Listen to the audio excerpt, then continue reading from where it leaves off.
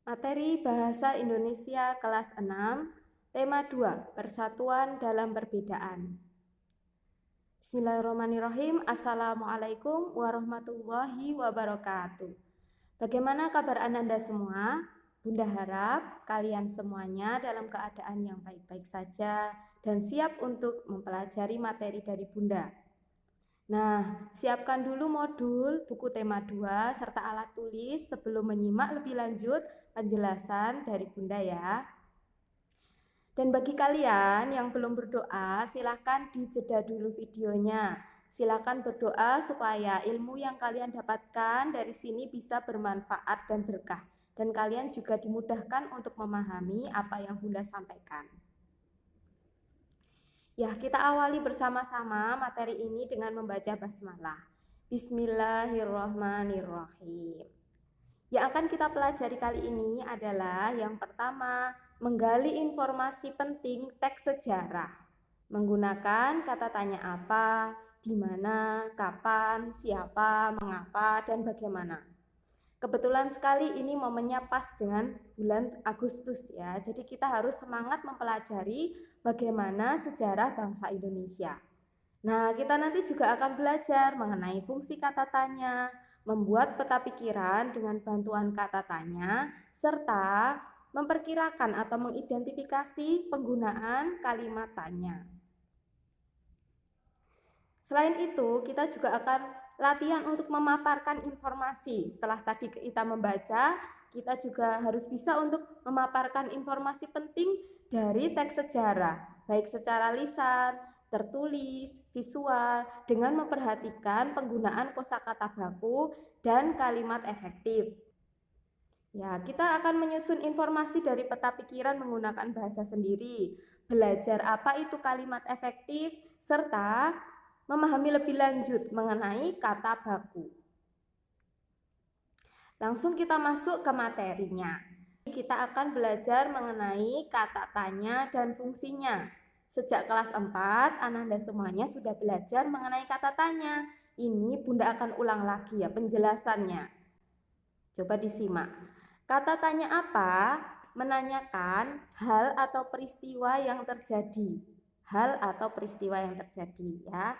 Kata tanya siapa? Menanyakan seseorang atau pelaku yang terlibat dalam suatu peristiwa. Kata tanya kapan? Menanyakan waktu terjadinya suatu peristiwa. Kata tanya di mana? Menanyakan tempat terjadinya suatu peristiwa.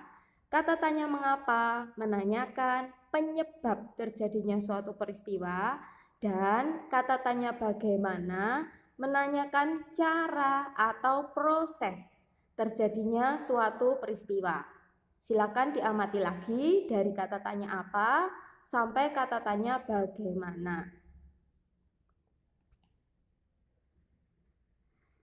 Nah, selanjutnya kita akan mengetahui cara menemukan informasi penting dari dalam teks. Kita harus yang pertama itu supaya tahu informasi kita harus membaca teks secara utuh ya. Harus dibaca semuanya secara utuh dan dipahami. Lalu kita juga bisa membuat pertanyaan menggunakan kata tanya dan mencari jawabannya di teks. Nah, informasi penting yang tadi kita cari dapat disajikan dalam bentuk peta pikiran agar lebih mudah untuk dipahami dan agar lebih ingat. Nah, silakan sekarang Ananda semuanya membaca teks di buku siswa halaman 22 sampai 23. Videonya bisa dijeda dulu. Silahkan dibaca teksnya secara utuh dulu ya, dipahami secara utuh.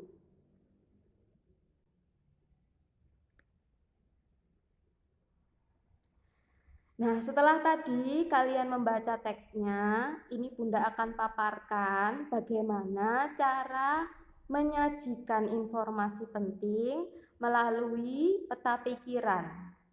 Tadi setelah dibaca teksnya, kita coba mencari informasi penting dengan bantuan kata tanya.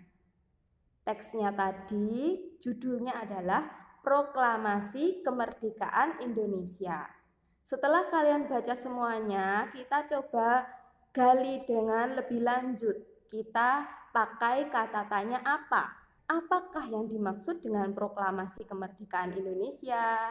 Kita bisa cari jawabannya di teks tadi. Jawabannya, proklamasi adalah tonggak sejarah yang menjadi penanda bahwa rakyat Indonesia memiliki negara merdeka, berdaulat, dan bermartabat. Ya, Bunda harap kalian juga bisa menemukan jawaban itu di teks. Kalau kalian menemukannya, tandanya kalian bisa menemukan informasi yang penting dari teks tersebut. Begitu ya. Lalu kita akan beranjak ke kata tanya berikutnya. Mengapa? Ya, mengapa bisa terjadi proklamasi kemerdekaan Indonesia? Nah, proklamasi kemerdekaan Indonesia terjadi karena perjuangan seluruh pejuang bangsa yang berupaya untuk menjadikan Indonesia negara yang merdeka dan berdaulat. Ya, begitu caranya mencari informasi penting. Kita bisa menggunakan kata tanya mengapa. Berikutnya, kita memakai kata tanya siapa. Siapa yang memproklamasikan kemerdekaan Indonesia? Di teks juga sudah ada jawabannya. Proklamasi kemerdekaan Indonesia dibacakan oleh Insinyur Soekarno dan didampingi Muhammad Hatta. Seperti itu. Kita bisa pakai juga kata tanya di mana. Bunda yakin kalian semuanya bisa ya.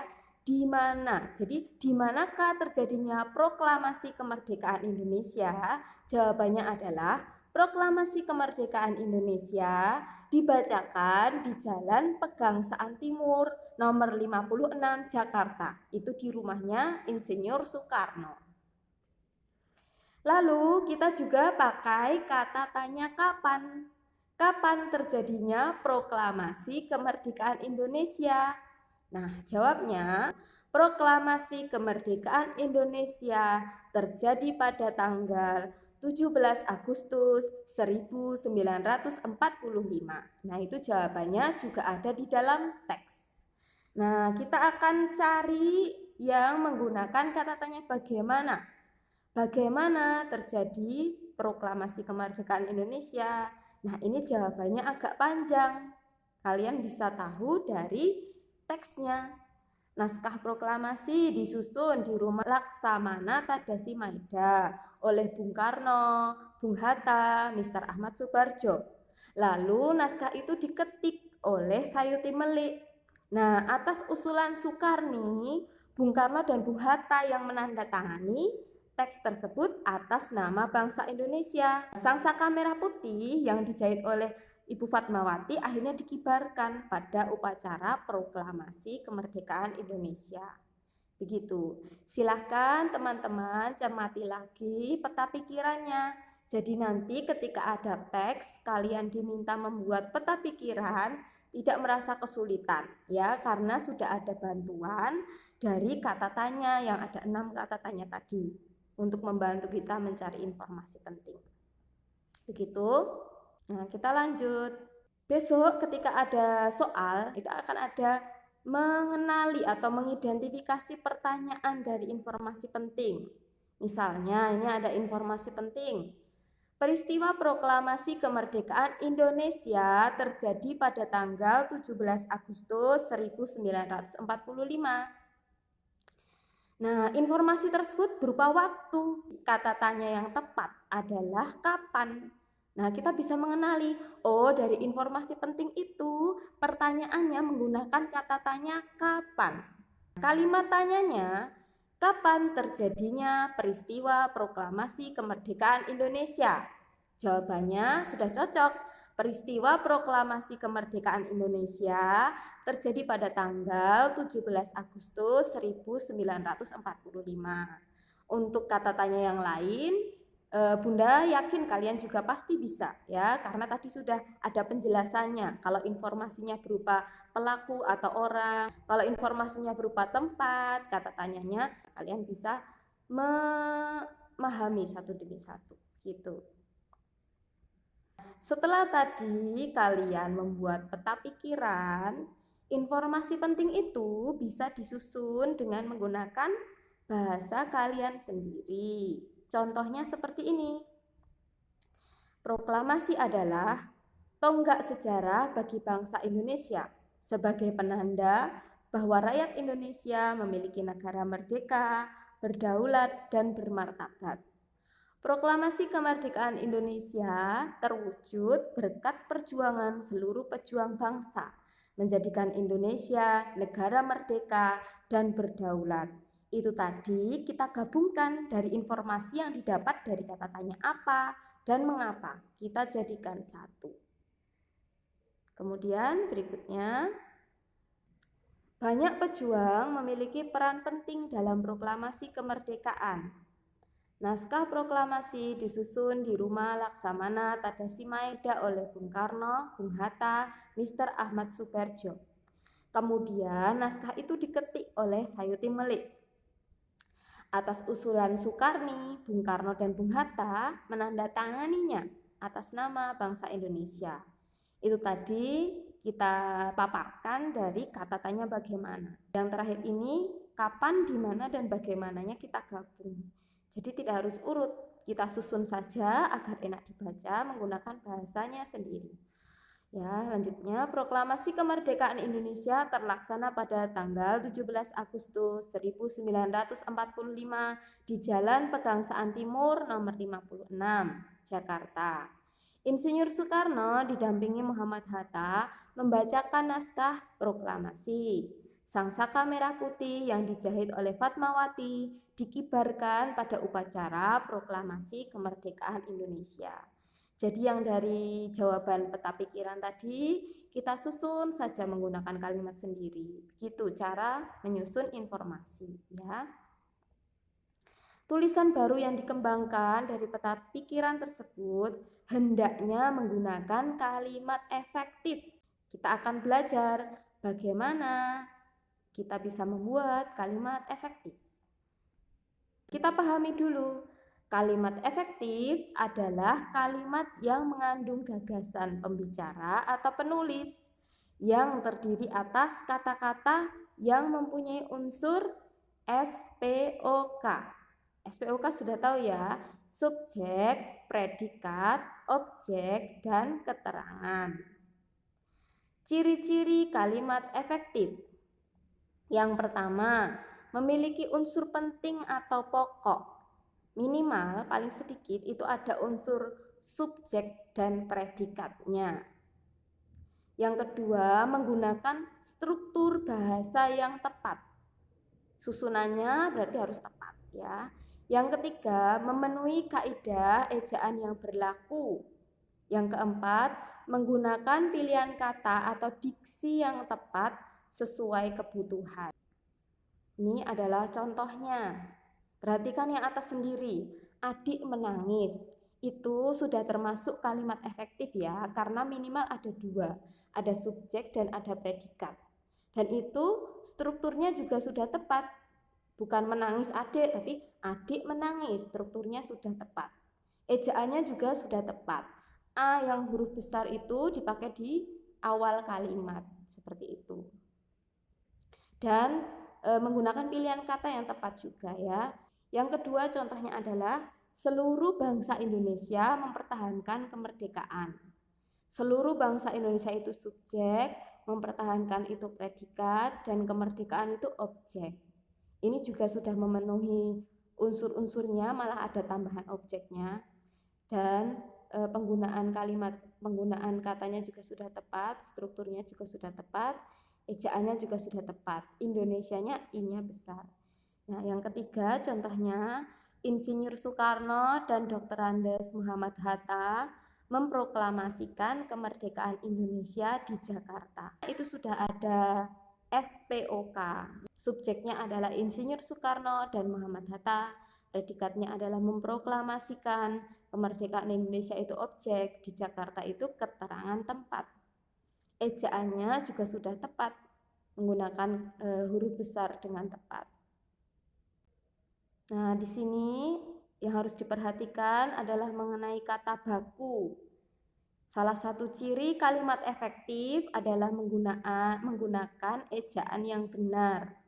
Nah, kata baku itu kata yang disusun sesuai dengan PUEBI, Pedoman Umum Ejaan Bahasa Indonesia, dan digunakan dalam situasi resmi. Ini ada contohnya. Perhatikan di situ. Contoh kata tidak baku itu nasihat pakai E. Ejaannya pakai E, itu salah. Yang baku adalah nasihat. Ditulis sesuai dengan pedoman ejaan yang benar. Apotik itu tidak baku. Yang baku adalah apotek. Cuman itu tidak baku. Yang baku adalah cuma. Gubuk itu pakainya K, bukan pakai G. Jadwal, ya, jadwal itu JADWAL yang baku. Seperti ini. Cara kita mengetahui apakah kata itu baku atau tidak, kita bisa periksa dari KBBI, Kamus Besar Bahasa Indonesia. Baik itu dari bukunya, bisa juga melalui online, dan ada juga aplikasinya. Nah, kata tidak baku akan muncul dan ada keterangannya seperti itu. Jadwal, bentuk tidak baku dari jadwal. Berarti yang betul adalah jadwal pakai W. Senen, bentuk tidak baku dari Senin, yang betul adalah Senin, ya. Terus ada contoh lagi. Kata tidak baku tidak akan ditemukan dalam KBBI. Nah, seperti ini. Gubuk tadi salah ya, pakainya K. Kalau kita mencari gubuk pakai G, tidak akan ada di kamus. Adanya gubuk yang pakai K, gubuk. Seperti itu. Selanjutnya, kata baku akan muncul di dalam KBBI dan terkadang ada keterangan kata tidak baku dari kata tersebut yang sering disalahpahami oleh masyarakat. Ini apotek. Bentuk tidak bakunya apotik. Yang baku apotek, yang tidak baku adalah apotik. Tapi kadang kita masih sering jumpai di jalan-jalan itu penulisan apotek masih pakai I, berarti itu salah, tidak baku, ya. Nah, di kamus akan ada keterangannya. Nah, ingat ada mie bakso di tema 2 ini. Misi baca kisah sejarah Indonesia. Sudah kalian dapatkan listnya, kalian bisa baca selama hari libur, yaitu banyak hari libur kita di bulan ini. Silakan dibaca kalau sudah dicentang, ya. Teks di tema 2 adalah teks sejarah. Itu bisa untuk mempersiapkan diri, memeriahkan lomba Semarak 17 Agustus di sekolah. Jadi kalian bisa mengembangkan kemampuan kalian bikin komik atau mau pidato, itu bisa dipakai sebagai bahan, ya. Kita akan simpulkan, tadi kita sudah mempelajari beberapa hal mengenai kata tanya, kemudian membuat peta pikiran untuk menemukan informasi penting dalam teks. Kita juga belajar menyusun informasi penting menggunakan bahasa sendiri. Kita juga belajar mengenai kalimat efektif. Dan kita belajar mengenai kata baku. Ya, Bunda harap kalian bisa pahami, dibaca di modulnya. Dibaca lagi di modulnya. Ketika nanti ada pertanyaan, silakan WA ke guru tematik kalian. Seperti itu teman-teman. Itu saja materi kali ini. Kita akan jumpa lagi di materi berikutnya. Terima kasih sudah menyimak. Semoga apa yang Bunda sampaikan bisa kalian pahami. Kita ucapkan hamdalah bersama-sama. Alhamdulillahirabbil alamin. Wassalamualaikum warahmatullahi wabarakatuh. Selamat belajar.